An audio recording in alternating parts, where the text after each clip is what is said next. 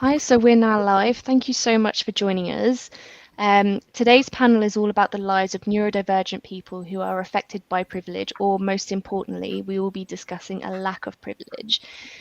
Being disabled, we're already classed as a minority, and that in itself poses a number of challenges, a number of roadblocks, and a wide range of categories, such as, but not limited to, information about our neurodivergent traits, ability to obtain a diagnosis and further care, access to support within our social and family circles, employment rights, healthcare safety, housing, and much, much more. Today, we are going to discuss a variety of ways in which someone has a lack of privilege, which makes those challenges even bigger, and how that varies around the world. There will be time to ask questions. We can see your comments in the chat, so please do add or ask any questions, add anything about your own experiences that you would like us to share. I'm now going to give our panelists a chance to introduce themselves. So my name is Crystal. I am the founder of Dyspraxia magazine. Some of you may have seen me before on social media and things like that. So I won't spend too much time on myself. I will go across the line. So Chris, would you like to introduce yourself next? Okay. I'm a writer, and I have multiple sclerosis, and I got involved with dyspraxia because I was looking for a word for the fact that I can't write, I can't sign my name, I can't actually write with my hands, and I couldn't find anywhere until I found dyspraxia, and had not classified myself as neurodivergent before this. But I feel like my place in this conversation is to talk about people who do have privilege. That I'm a kind of a correspondent from White America, and looking at how it preserves privilege while responding to the needs of some neurodivergent people. As a writer, it's my job to recognize what's going on. And as an organizer with Disability Working Group, DSA, it's my job to be inclusive of the range. But how does other movements towards society that values and rejoices in those contributions? And that's those questions that I'm probably going to see the rest of my stuff at the end, because I'm really mostly want to listen. Wonderful, thank you. And then we'll move on next to Puneet. Would you like to introduce yourself? Thank you, Crystal. First of all, I would like to say that I'm a person with stammering. So if I get stuck or if I'm taking more time, don't mind, and interrupting or finishing my sentences will not help. So this is how I start my public speaking always. And my name is Puneet, and I'm from New Delhi, India. I'm a person with stammering and an undiagnosed. Dyspraxia and a mix of dyslexia as well. I'm still in the process of exploring, and yeah, we will talk more about it in the talk. Thank you so much, Crystal, for having me. Thank you. And then next we shall ask Tumi to introduce themselves. Hi, thank you for having me. My name is Tumi. I am known on social media as the Black Dyspraxic. I was diagnosed with dyspraxia at the age of 4. Um, I'm also on the advisory board for the Center of Neurodiversity at Work at Birkbeck University.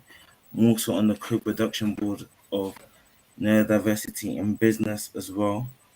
And I had just finished doing a report looking at the intersectionality of neurodiversity and Black people in employment in the London Borough of Lambeth as well for the diverse creators. So been quite active in the last few years, just talking about the intersectionality of race and neurodiversity.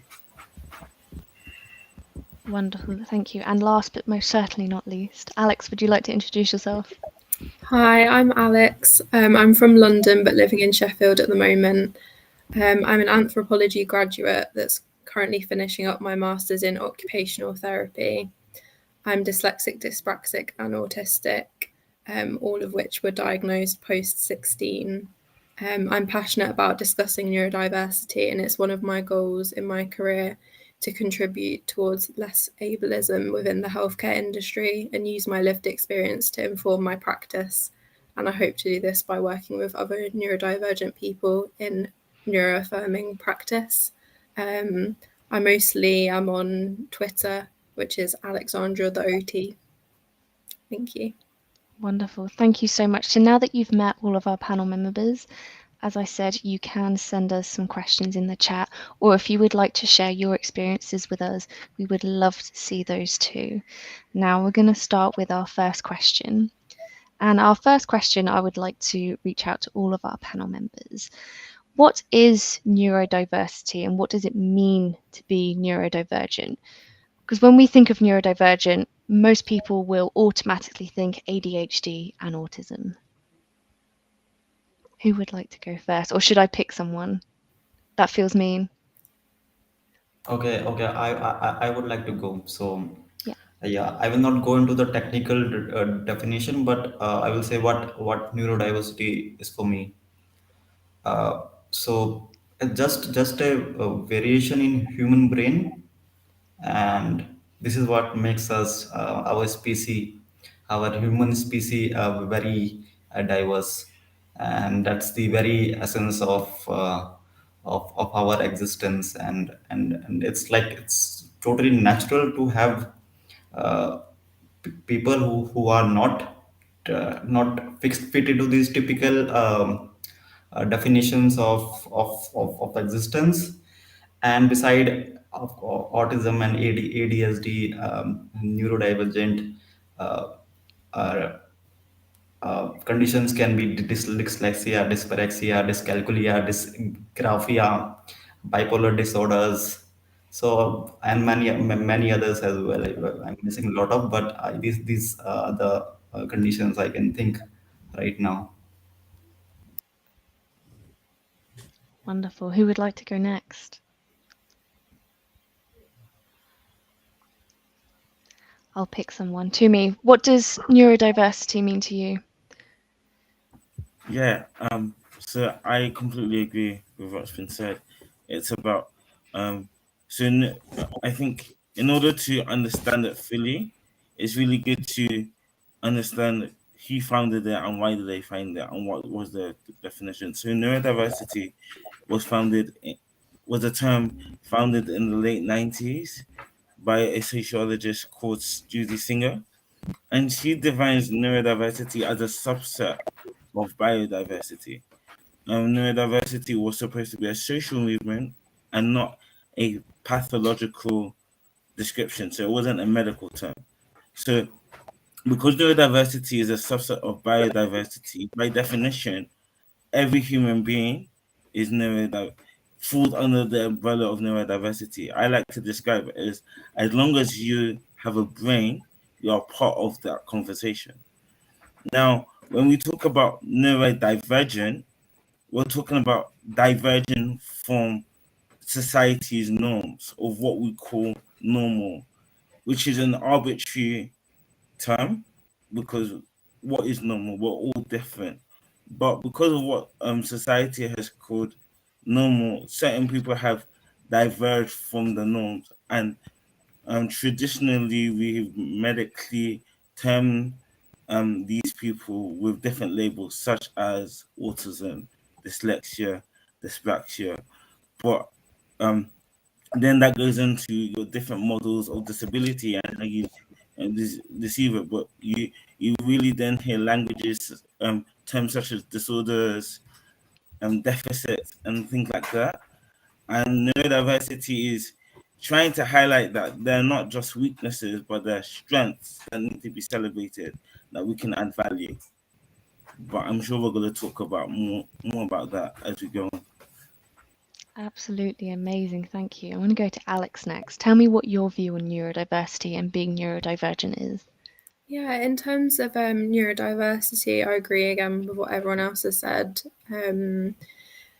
Of course, there's going to be variation within humans and brains that work all kinds of differently. But I think in terms of neurodivergent,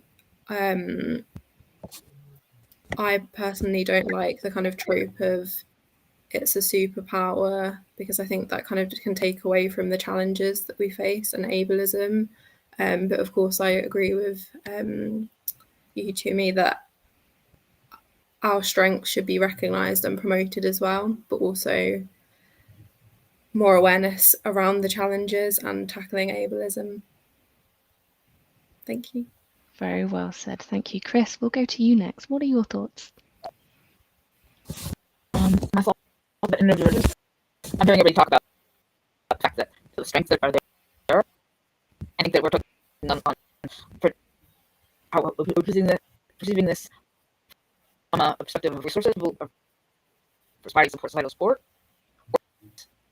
and it's kind of it changes when you have privilege. We're talking about material help that people get, and something about the neurodivergence. And to me, I didn't realize it was meant to be a generic term that did not involve any kind of deficit, which is funny because that's not how we perceive it. And we can get that just between those two things, and how does it impact how we relate to it. So, in general, Amazing. that's my thoughts there. How to help right now. I will just say, Chris, we are struggling a little bit with your sound. I don't know if you're able to move a little bit. There we go. Go closer to the mic, and I also need to speak more clearly. I went. Who was it? Just saying. Sorry. That's okay. Don't worry. I have to have speech therapy, and I need to speak more slowly. Honestly, don't apologize. I think it's just your network connection more than your speech. So please don't feel self-conscious about that at all. My mic off. It will make it sound better. We'll give that a go. Well, thank you so much. That, it's very insightful to hear people talk about neurodiversity and neurodivergent.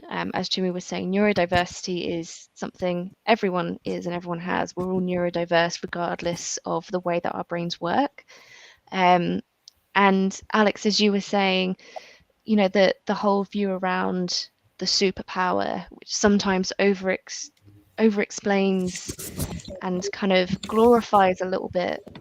And it's great to celebrate those things whilst also not ignoring the challenges that we can sometimes have, while saying like everything's magical and wonderful. And don't get me wrong, it is, but sometimes it is a little bit struggle and stressful. But we can celebrate things without also ignoring the challenges that we have. So thank you so much, everyone, for sharing that. I think that's really important. I will now go on to our next question. So I will read out what we've got here. So, what does privilege look like in general? But also, when we think of neurodiversity or neurodivergency, who are the known faces? So I'm going to aim this question firstly at Tumi. Tell us a little bit about that. Apologies for the background noise. I'm in the kitchen and can you hear me clearly? Yeah, we can hear you perfectly fine. So, privilege, what does privilege look like in general? Privilege is when an individual has a systemic advantage compared to somebody else. And that advantage is the advantage that society has placed on you. So you have a opportunities, your less fear of bias, etc. And that can go in so many different facets. So if you think about privilege with gender, we're thinking about patriarchy. So we know that men have certain advantages compared to women, and that's just because of the way society has been structured. When we think about race, we can talk about privilege with white supremacy, etc. When we think about socio-economical factors, we know that people from richer backgrounds or richer countries have more advantages than people from people that are not from these socio-economic backgrounds. If you think about sexuality, the same applies, and we can go on and on and on. And these privileges are not inherent, but it's just because of the way society has been structured. And it's very important that people recognize their privilege. Now, the second question, what does it look like in neurodiversity. For a long time, when we talk about neurodiverse conditions, the face of these conditions have been your average cis middle class white guy. So we're talking about the Albert Einsteins, the Walt Disneys, the Richard Bransons. And for a lot of people, obviously, because that doesn't coincide with a lot of people in this world, a lot of people that are neurodivergent cannot identify with these people. Do you understand? So if you look at dyslexia, look how dyslexia has made Richard Branson into one of the most um, greatest entrepreneurs of his time. It's like, yeah, but hold on a minute. Yes, he had the gift of dyslexia, but he was also brought up in a middle class home. You know, he was also a white man, and he had other privileges that allowed him to have more opportunities to help him with business. Not to say that dyslexia didn't help, but if you look beneath the surface of the stories, you realize that it's a lot more nuanced. And so this is why it's important for us to have this conversation. Absolutely fantastic. Now, Chris, your camera's off, so I presume that's to preserve your internet signal. Yes. Oh, you are still there. Amazing. That's perfect. That's fine. The audio will be better, I think. What would your take on this be? I will say your sound is a lot better now. What is your take on what privilege looks like within neurodiversity? Privilege looks like what it looks like. What I'm concerned with, at least, is the unequal access to resources that it brings you. And Tumi talked about Richard Branson being from the middle class, turning into upper class. And I would argue that from a background protected him from the consequences of dyslexia. Whereas a kid with dyslexia who was struggling to get through school could have the same talents, but not protected by the family. And we're talking about access to resources. And I've seen this a lot in even my own family. I have a wonderful autistic nephew who has many access to many resources, even though America has this weird safety net that you kind of have to game to get into. And my family has been very good at gaming to get him resources, and he's living a wonderful life. But I worry about people who do not have that kind of protection. And my family is also the same family is also people who don't believe in sharing resources in general. They're kind of Trumpy, they're like, we got ours. And I really think this conversation needs to be talking about how society supports everybody. Absolutely. And I think that reflects back to what was said earlier about recognizing your privilege and how we can use that to support people who don't have privilege. How can we redirect those resources? Something that I hope to eventually be able to do with Dyspraxia Magazine, which again, why these conversations are really important. I don't suppose if Puneet or Alex, if you have anything you'd like to add to that at all. Yeah, I would like to add that our educational system and how interviews and the employment opportunities, everything is designed for the so-called neuro majority people, and it's not mindful of the challenges that neurodivergent individuals are going through. So this is also a kind of inbuilt privilege. And yes, Louisa has raised a very important point that it's good to celebrate these trends and to explore the differences, but also to be mindful of the challenges. And privilege is a very important part of this, because it's a very new conversation. We were not, as per my knowledge, we were not talking about this intersection few years back. And I'm really grateful that now we are talking about this as a person from the global south.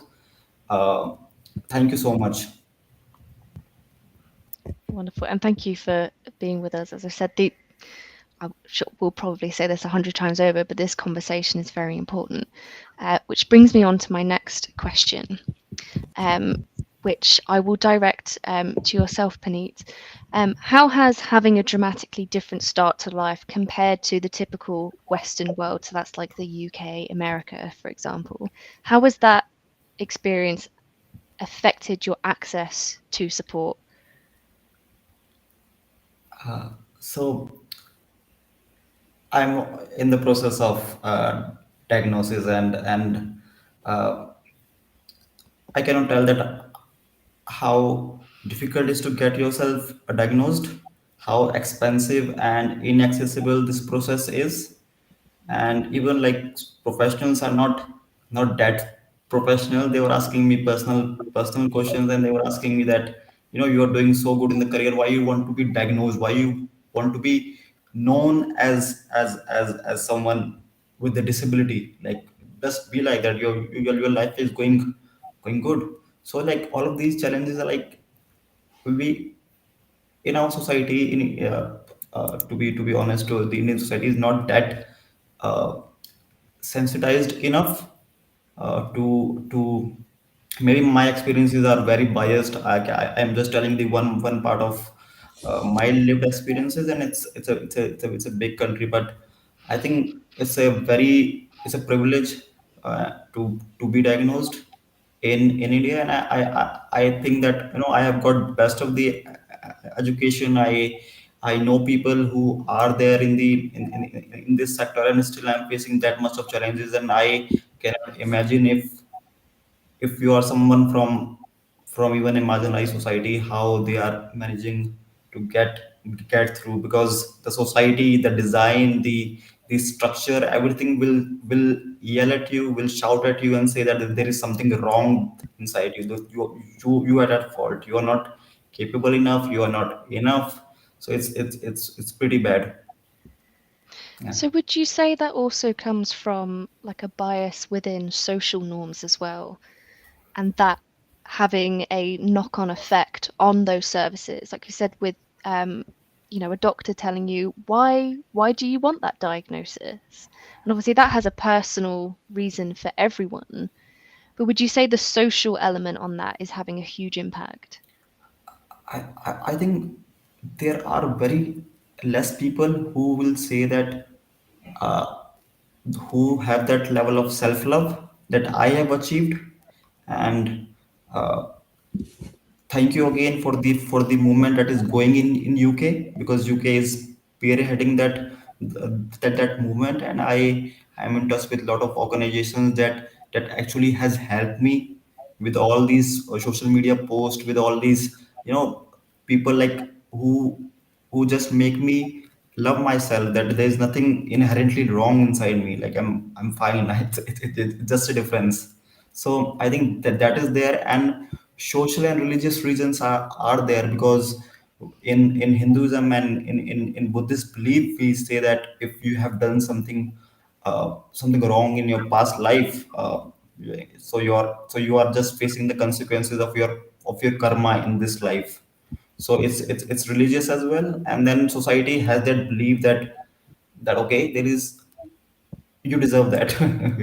You, whatever you're getting, you actually deserve that, and I can laugh about it, because I know it's silly, and but few years back I was literally internalizing all of these things, that okay, there is like maybe something, I have done something wrong in my past life, and I'm just facing the result of all of these things.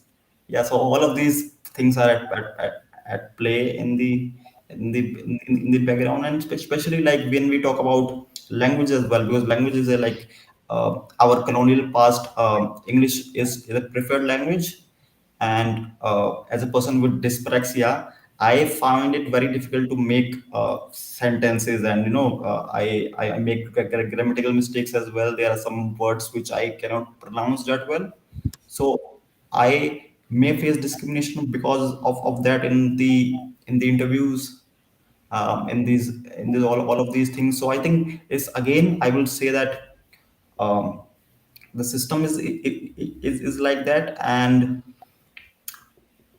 it's difficult for me to express myself in English. I'm far more comfortable in Hindi. So yeah, so when I'm going to get in a professional, in a formal setup, I have to speak English, and there again I'm at fault. So yes, all of these things are also there, and uh, yeah. Wonderful. Thank you so much for that insight. Um, and as you mentioned, it kind of reminded me, I wondered if anyone else on the panel could share with them. So you mentioned about how religiously sometimes you're told that being disabled is because of a punishment from a past life. I used to go to church myself, and this is something I've heard quite a few times myself. But I wondered if anyone else had a similar experience of that. It's okay if no one else does, but I wondered if anyone wanted to share something at all around that. It's quite a strange thing to tell people when you think about it, as you were saying, Penny. Like, what a silly thing to say to people. Yeah, I haven't heard that per se directed at me, but you hear you hear things. Oh, don't worry, you can get cured, or you can be healed from it and stuff. I'm a Christian, and I still am, but there is a really big discussion to have with religion and spirituality and neurodiversity. I know, and I'm aware of people that have had very difficult conversations with their loved ones, especially because religion and culture means that sometimes you're also getting stigma and marginalized within your own family as well. So it becomes quite complicated. Hmm. Um, And I think talking about culture and religion is something we could do an entire different panel on. And we actually did touch on this subject about a year ago in another panel where we had Sade talk about that same issue within the Caribbean islands. So if anyone is watching this live and you'd like to see that, that will also be in the playlist. Very, very important conversation.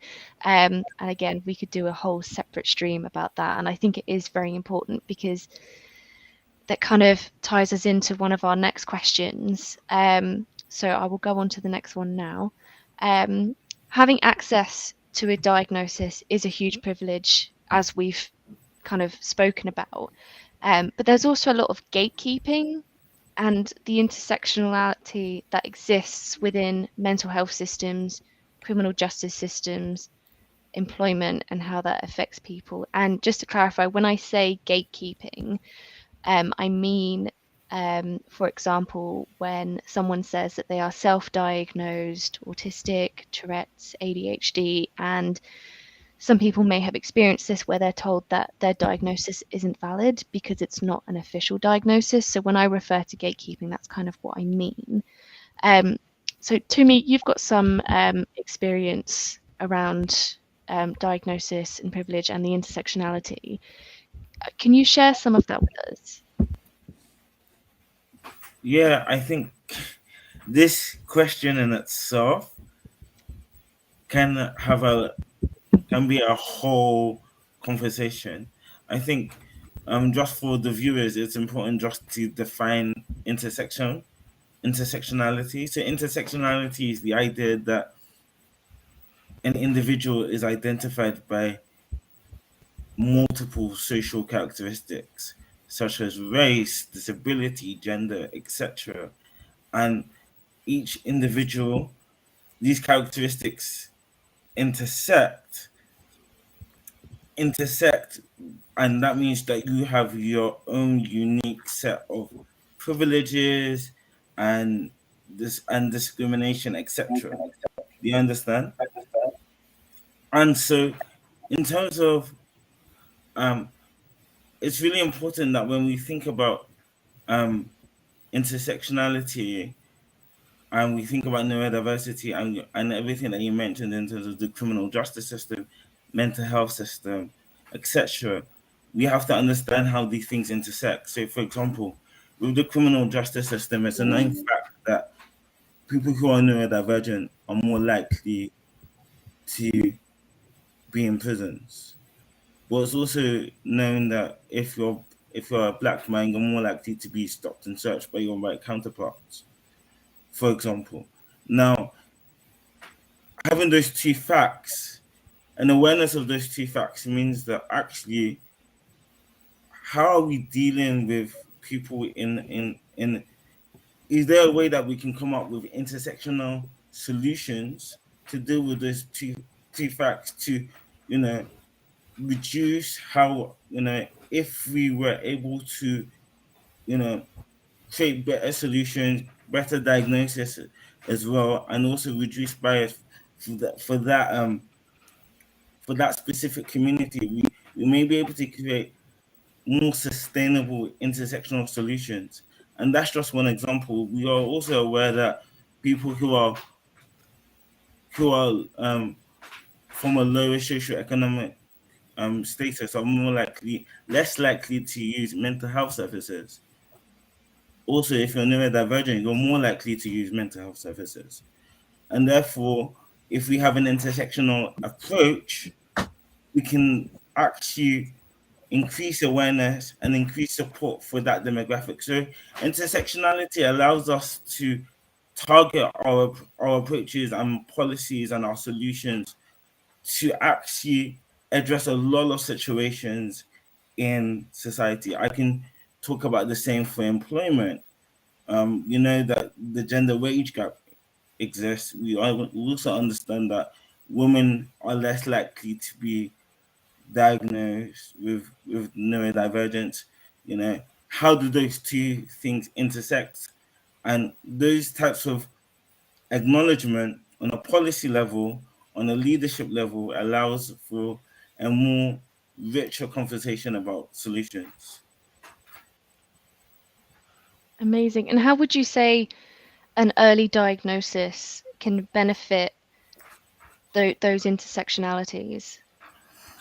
An early diagnosis is powerful because early diagnosis makes you, number one, it needs to say that an early diagnosis is another example of privilege. But Hmm.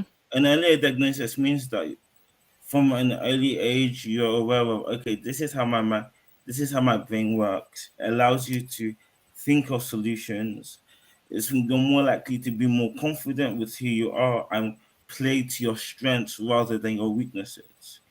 And the more time you have understanding your differences, if you think about the difference of understanding that you're dyslexic at the age of 10, you're still developing, you're still figuring out how the world works. But if you know they have those solutions at such an early age, you're able to avoid a lot of pitfalls that someone who was 55 and dyslexic may not be able to avoid. I'm not sure if that makes any sense, but yeah, it's just that self-awareness is key, and just understanding that and the people around you. And when you're younger, you're more likely to adapt, you're more likely to be received and more open to solutions.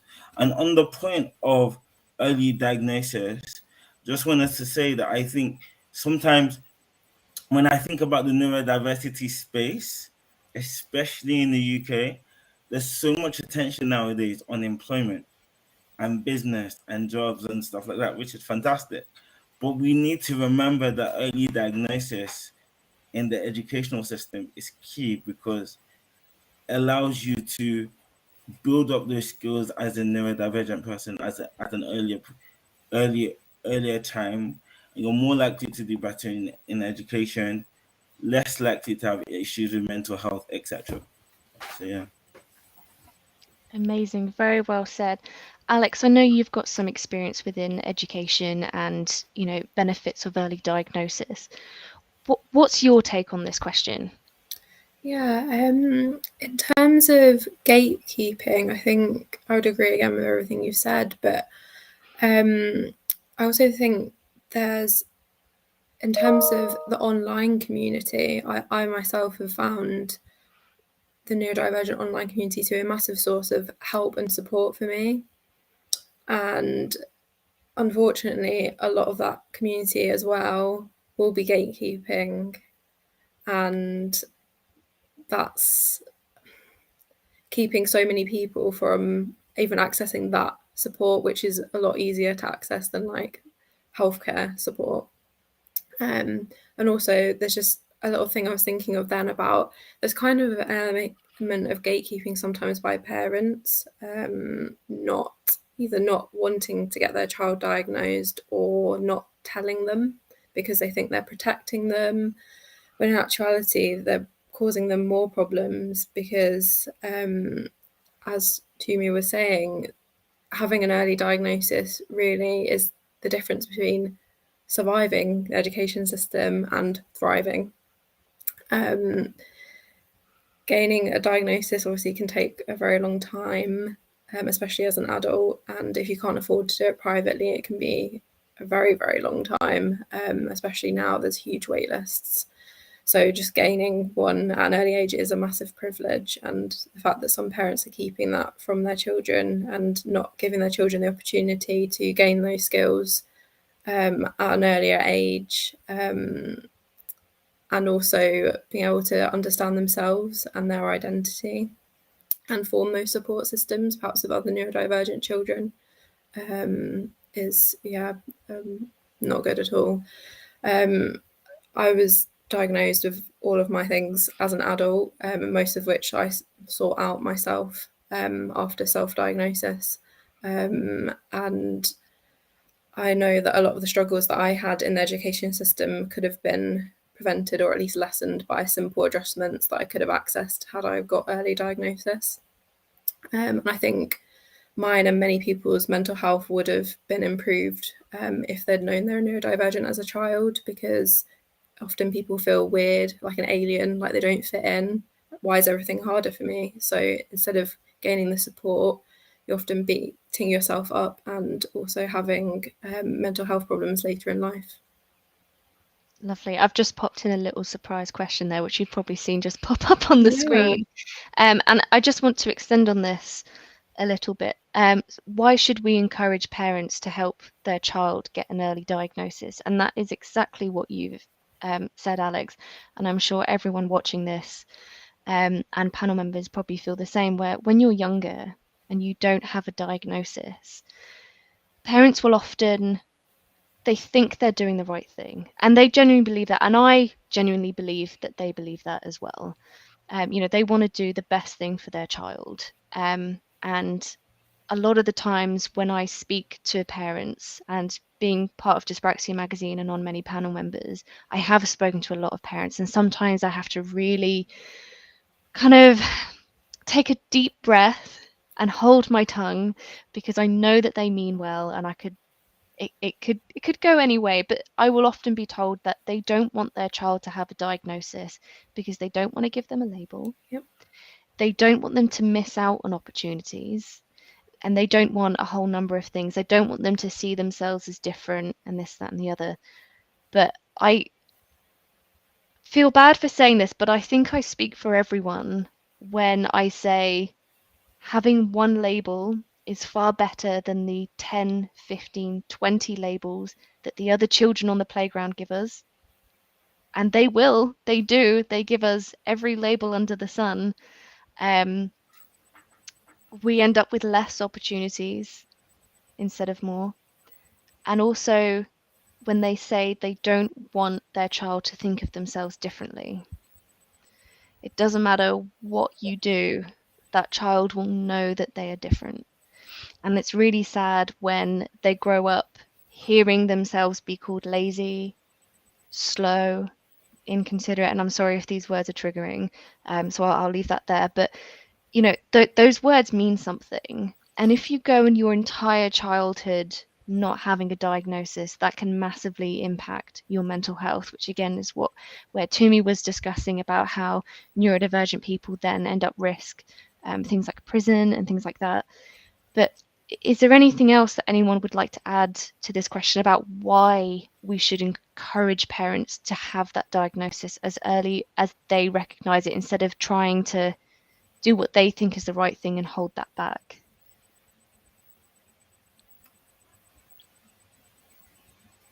I wonder if you're able to add to that at all.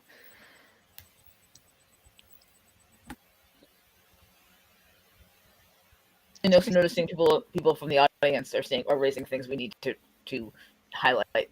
And one said, "You made sure that early diagnosis also comes with positive support and understanding.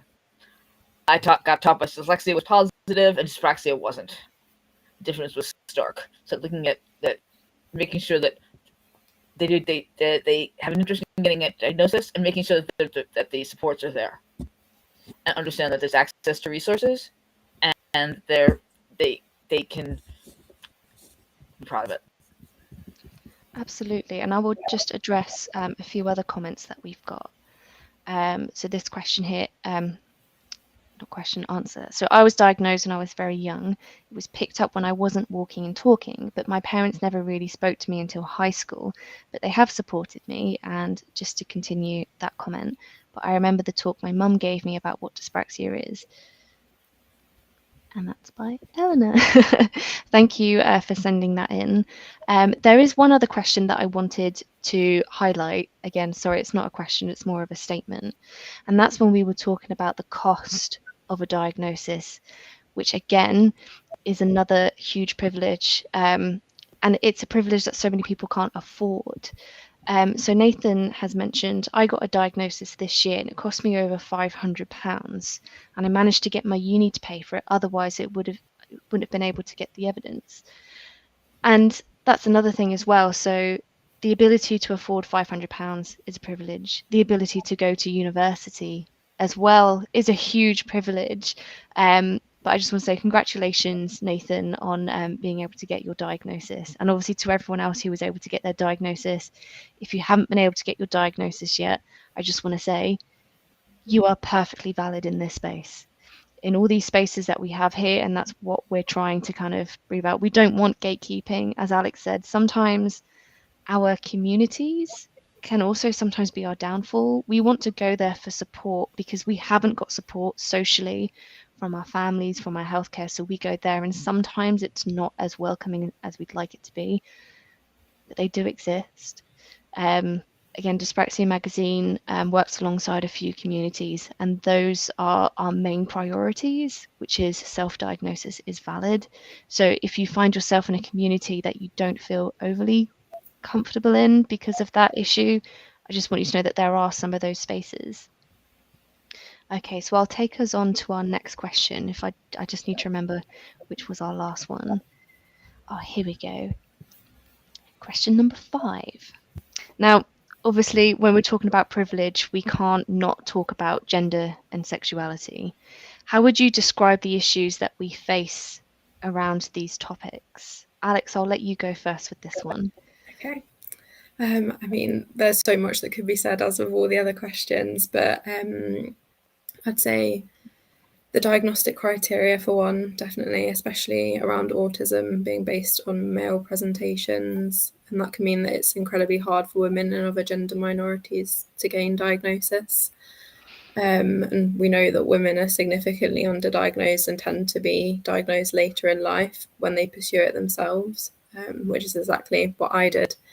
I think there's also a thing around people not believing that you are neurodivergent, especially for women, because there's still a sort of tinge of hysterical women even today, and people will kind of do anything to label you as differently. Oh, she's just shy, she's just rude, she's just an introvert. But people who were assigned female at birth are often socialized to be quiet, well-mannered, smile, not be rude, be mature, and so on. But that can lead to them being better at masking than men who are encouraged more to be outspoken, playful. And that means that our conditions aren't picked up on as early because we aren't this male stereotype. And of course, this is just a generalization here. This is not going to be the same for everybody, but I think it's also important to add, if you're seen as successful in your career, get good grades at school, or have strong relationships, maybe even married, then there's still an element of people saying, oh, you can't be neurodivergent then because you're successful. And I think especially for women, and that's because they're not seeing you unmasked having a meltdown every night at home. because the towel was too crispy, which happens to me all the time. And I think also it can leave women and gender minorities feeling like outsiders, even when they get involved in the neurodivergent community, because they aren't the majority, and perhaps a bit of imposter syndrome as well. And I always feel, rightly or wrongly, that people would accept me more for being neurodivergent and be more accommodating and more understanding if I was a man. But yeah. That's a very good insight. And this is going to sound really random, but I've had some very random comments made to me once when I've told someone I'm autistic. And I don't know what goes through their head when they say this, but they're like, "Oh, you can't be autistic. You're too pretty." Yeah. It's like that there is a specific look, and I always find that very strange. They're like, "Oh, but you don't look autistic, or you don't look dyspraxic," and this is regardless of gender and sexuality, which again is why it's probably a bit random for me to interject. But I just remembered that it's like, but what does that look like? We blend in sometimes, and that's not acceptable. But when we stand out and we are, for better word of a phrase, Hollywood. If that makes sense, if I say Hollywood autistic, when people think Hollywood autistic, they think young boys with headphones rocking backwards and forwards, maybe running around in circles. But what a lot of people don't see is maybe that's me when I'm at home, because I'm able to mask in public. Sorry, I just had a little brain moment and had to get that out. I wondered if anyone else would like to share. Puneet, do you have anything you'd like to share on that? Yes, I think I have very short 2 points.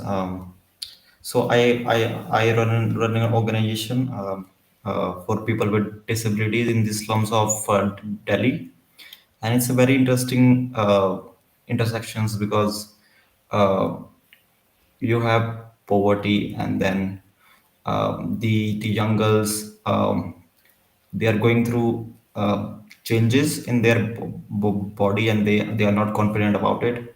They are sorry about their sexuality, and it's so difficult to actually counsel them, because me being a man, so I require a lot of support from the female volunteers, and I'm very grateful that I'm getting this support from the university students. They have been very grateful about it, but I think I cannot imagine my life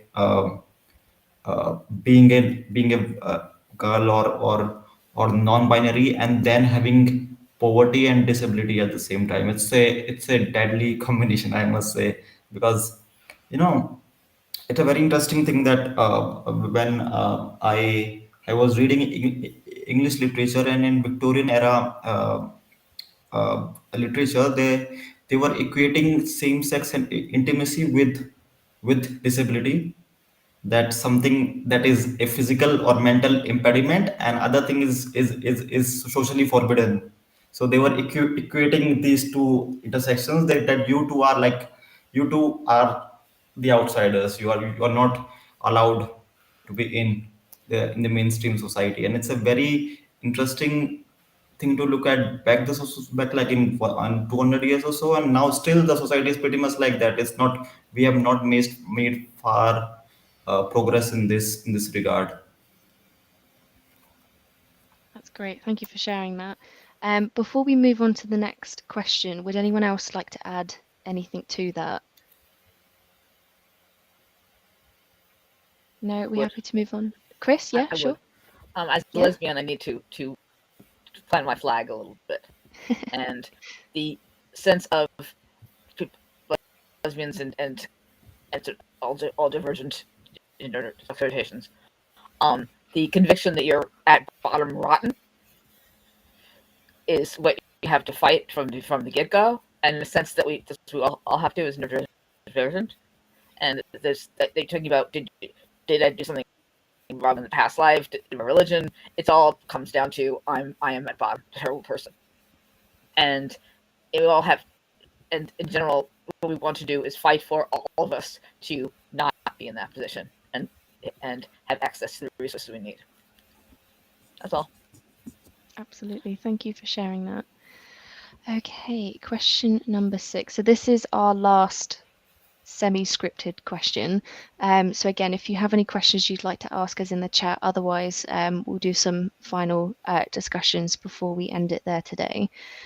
So please do use these last few minutes to share anything you'd like to share with us or ask any questions. So our next question, which I think is a very important one, that they're all important. They have no hierarchy over one another. Getting access to healthcare and legal services can be extremely traumatic, especially when you're not able to advocate for yourself, or you struggle a little bit with that and you need someone to support you with this. To my panel members, what experiences have you had with that? Chris, I'd like to direct this to you. As you said, this is something you had some interested in and some experience Well, with. I mean, I can speak to actually having been privileged to have that stuff.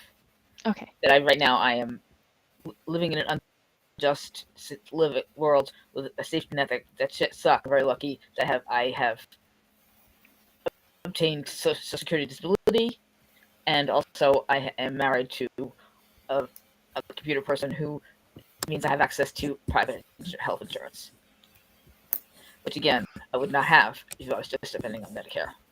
Mm-hmm. And again, trying to understand what are my obligations as someone who does have privilege to share that with other people, and I'm asking everybody that.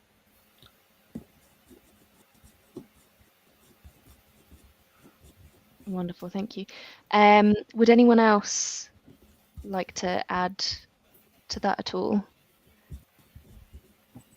I think like any kind of service, especially like legal services, there's still a lot of admin and a lot of writing and a lot of making sure that you're expressing yourself in written communication, through emails and letters, and making sure that you're keeping the evidence together, which is not necessarily neurodivergent friendly, and it's something that we just need to be aware of. I think, it's known as well with healthcare that people who are neurodivergent are more likely to have issues with mental health as well, and accessing these services can be difficult, especially because some health providers may be dealing with your anxiety or your depression, but without forgetting that actually this anxiety is coming from someone who's autistic and is also dyslexic, that there's multiple things going on at once. And I think the science, not only the science, but also the clinical practice hasn't caught up with the advancements of everything. So it's just making things quite difficult. And especially when we talk about healthcare, you have to realize that, as someone who is British, I'm extremely privileged because of the NHS. We may not like it. There's a lot of waiting time, and it's chaotic. That is another conversation for another time. And it also gets scarier because there's a lot of cuts to services, which makes me very, very worried. But compared to a lot of people around the world, we have free access to healthcare, and it's something that is also another form of privilege, because when we think about issues like mental health services, especially because I'm originally from Nigeria, compared to like Nigeria and Africa, other African countries, mental health, like neurodiversity, is such a taboo subject, So there's a lot of work that needs to be done in this area. Absolutely, I agree. And there's some experiences that I'd like to share with everyone as well. So, as well as being neurodivergent, I have other chronic health issues. And 2 years ago, I had to have surgery for endometriosis, something that took me almost 10 years to be diagnosed with. And again, my diagnosis is a huge privilege, because many women will go their entire lives without ever receiving a diagnosis. And I remember when I had my surgery, it took me a very, very long time, because I was always just told it's just anxiety, it's just this. And things are never just that. Like, just anxiety really downplays the issues that anxiety can give you. Anxiety can be absolutely debilitating. But also we should see beyond these issues as well. And I remember having had my surgery, and I was really anxious, like my palms were sweating, I was shaking. And I said to the surgeon, I'm sorry, I'm really anxious. I'm autistic. You know, I'm feeling very overwhelmed right now. So, you know, please be thorough with me. And before I told them that, they were talking to me kind of quote unquote normally. But as soon as I said I'm autistic, suddenly I wasn't an almost 30-year-old woman. I was like an 8-year-old child in their eyes. And they spoke down to me. They used the voice that you use when you talk to children. Wouldn't explain everything to me. I ended up leaving in tears because I was asking questions. I wasn't getting the answers for them.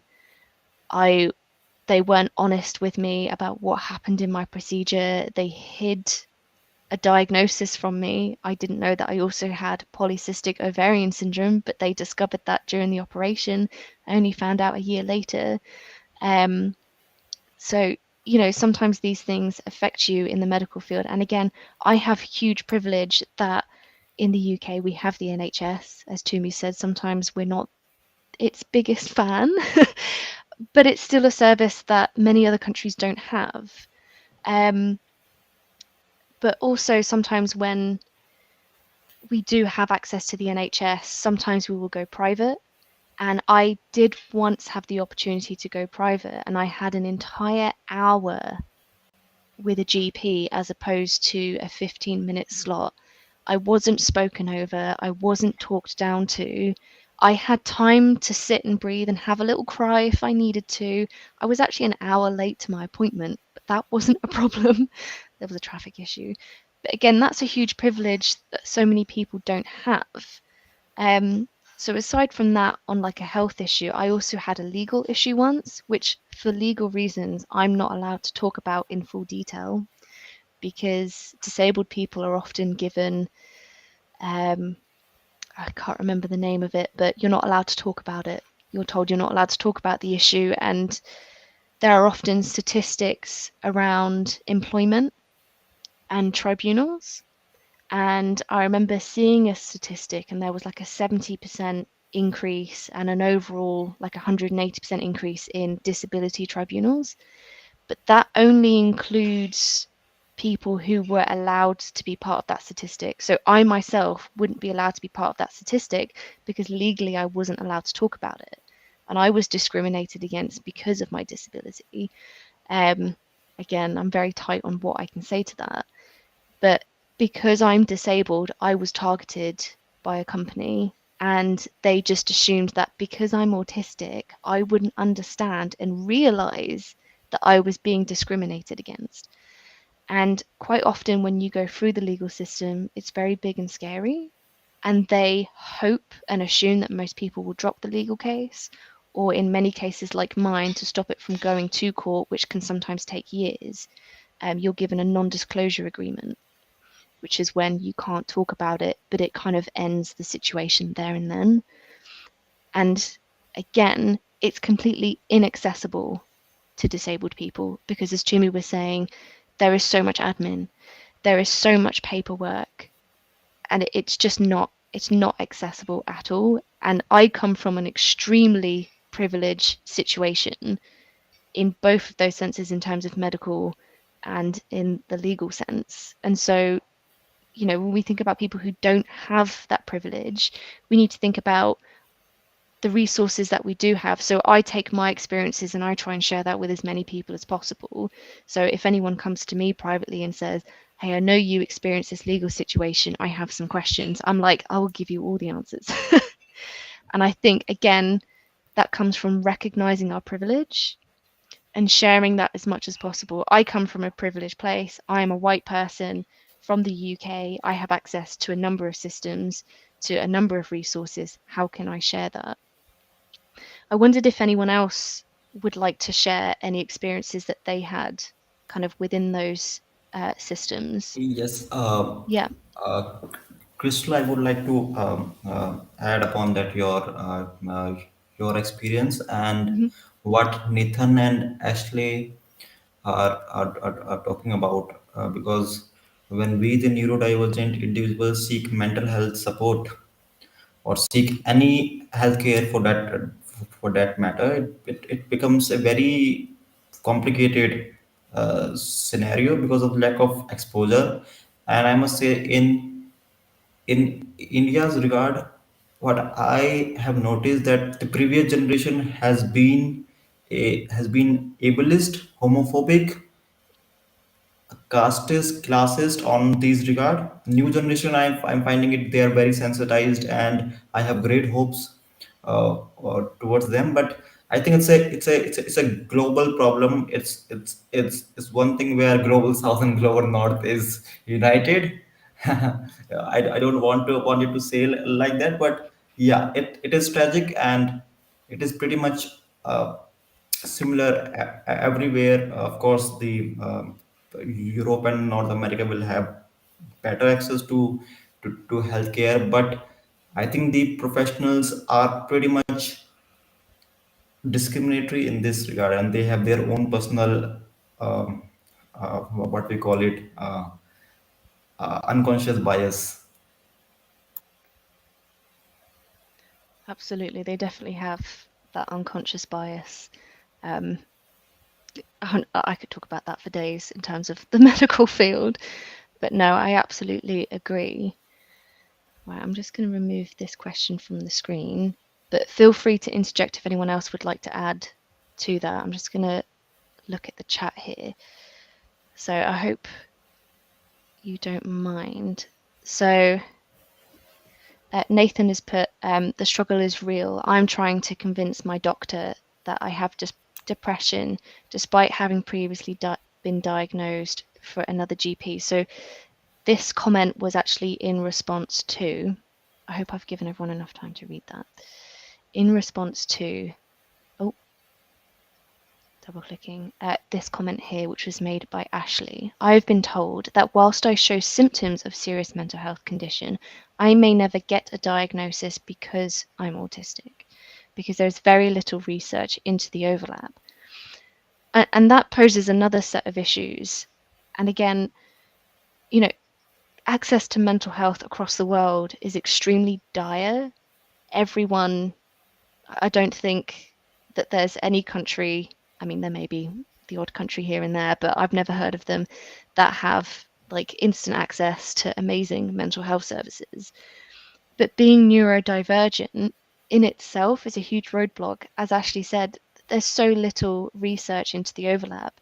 Many autistic women are often diagnosed with bipolar disorder, whereas actually that shouldn't have been the diagnosis. It should have been autistic. That's not to say some don't have both.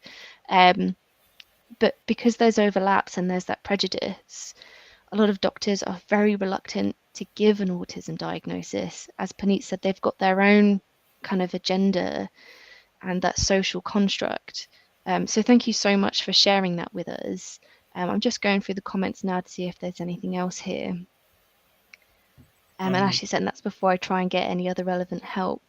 Yes, Tumi, go ahead. Can I just add, as someone who, so my undergrad was in medical science, and I've always kind of like been fascinated with health. Like I work as a health economist now. One thing we need to realize is that neurodiversity as a condition, no, neurodiversity as a term, so it's not a condition, was only, just mentioned in the late 90s, and then there's a timeline for people to catch on. Then there's also a timeline for research, and then research then needs to be published. Then you need enough research to then influence policy and practice. And during all this time, clinicians are being trained and stuff like that. And it's only when research has influenced policy and practice that it can then influence the curriculum. So there's so much things that need to be done and addressed. And then also we need to talk about the different models of disability, right? You have the medical model and then you have the social model. So the medical model is the idea that there's something wrong with you, and the social model is the idea that there's something wrong with society in the very simplistic terms. And society is we're constantly evolving, and the more we're growing into these things, we're understanding how important the social model is. But even if you think about the language, what we call dyslexia, dyspraxia, the dys implies difficulty. Praxia with action. Um, this is difficulty with reading with dyslexia. We have ADHD, attention deficit disorder, you know, and all these languages means that our emphasis has always been on the limitation. And this is why it's so what I'm trying to say is it's evolving, but it takes time for everyone to catch up, and for us to get help across the board. And I know that doesn't necessarily help people nowadays, but and this is why these online spaces are so important.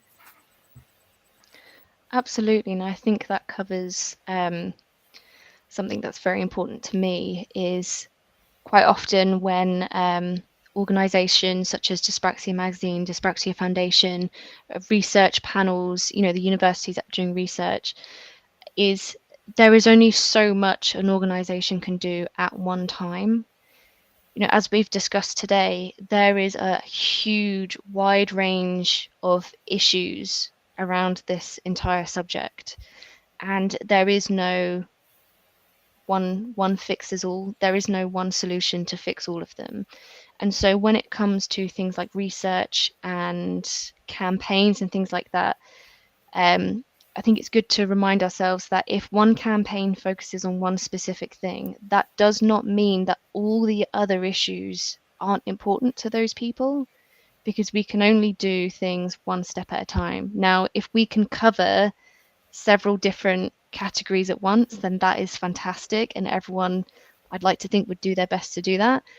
But I think as well, as Tumi said, there's so much there. As Puneet said, there's the social constructs, and especially within education and everything that Alex and Chris has said as well, there's so much there. And going forward, we need to think about how we can influence those platforms, how we can influence people doing research.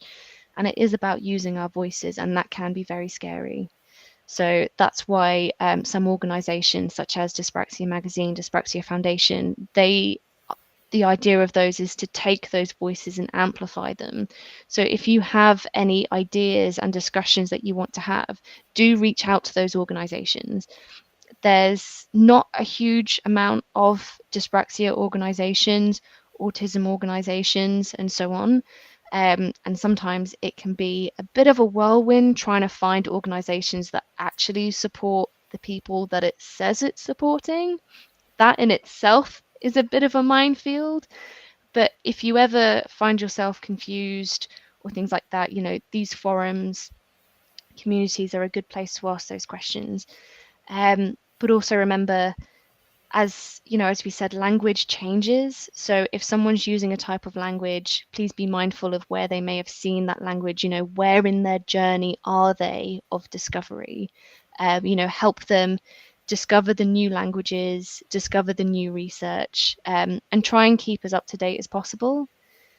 With these kind of conversations, we can influence those processes, and it does take a long time. As Tumi says, it may not be overly helpful for people now, but we hope that in the future we can influence that and have those resources. So we will leave this discussion here today, unless anyone has something they want to quickly interject before we say goodbye to everyone. I'm just going to have a quick look at the chat.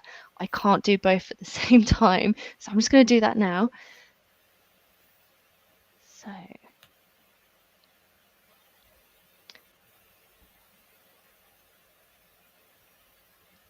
it's really great to see you guys chatting with one another within the chat as well and interacting. That's really helpful. I'm just going to bring up this comment onto the screen now. There's definitely a lack of knowledge within academic institutions regarding dyspraxia. I was diagnosed at 23. Whenever I tried to get support for this, hang on, go to the second part of this question. I like a two-parter. It has sadly been met with blank stares. I've had to discuss with trained professionals about my condition, which is disheartening. Yeah. I can see nods across the panel. There have been many times where we've had to say, this is what my condition is. So absolutely, you know, even when we do have those, you know, academics updated and things, it's not always there. Okay, this conversation could go on forever and we've only been booked in for an hour. We're already 10 minutes over. So I just want to say a huge thank you to everyone who has joined in on the live and has been watching us and, you know, joining in on the conversation, adding questions, reacting and responding to one another. Again, encouraging the conversation, joining the conversation, a very, very important conversation. But most importantly, I want to thank my panel members who have joined me today. You come with a wide range of experience and knowledge. And again, as I've said 100 times over today, it's such an important conversation. So thank you, Chris. Thank you, Puneet. Thank you, Alex. And thank you, Tumi. Before we head off, I will allow you the chance to share where everyone can find you on social media. I will also add, hopefully within the next 24 hours, in the description below this video, direct links to everyone's social medias. But I will give you the opportunity to share now. Chris, would you like to know where people can find you online? Oh, I think you're on mute. Sorry, I'm unmuting myself now. On Twitter, my individual is Chris St. Martin, CRAS 8 Martin. But I also want to direct people to DSA Disability, the Disability Working Group of Democratic Socialists of America. And we talk a lot about all of these issues we've been talking about in terms of diagnosis and how resources are distributed. And also, my blog is not very amarching.net. Not that often. So Twitter is the best. Facebook or Twitter are the best places to find me. Thank you. Puneet, where can we find you online? I'm on LinkedIn, Instagram, and Twitter with the same name, so you can find me. And thank you so much, Nathan, for coming. I think it means a lot because generally we feel that when there are some conversations like this, there is a very less show up. So thank you so much, Nathan, and to all of the audience. Thank you so much. Yeah. Wonderful. Alex, where can we find you online? Yep, mostly on Twitter, which is at Alexandra the OT, and on LinkedIn, but my link to LinkedIn is on Twitter if you want it. I'm always happy to chat about all things healthcare, OT, and neurodiversity. Thank you. And last but certainly not least, Tumi, where can we find you online? Mostly on Instagram at the Black Dyspraxic, but also on Twitter with the same name. But then you can find me on LinkedIn with my name, Tumi Sotire, which is spelled on the screen. Wonderful. Thank you so much. Please do check out the panel members online. And Alex said, if you have any questions for them, I'm sure they'd be more than happy to answer them. Maybe give them the rest of the evening off, though.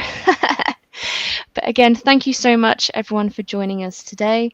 And we look forward to hearing from you in the future. Bye. Bye. Thank you. This was great. Thank you.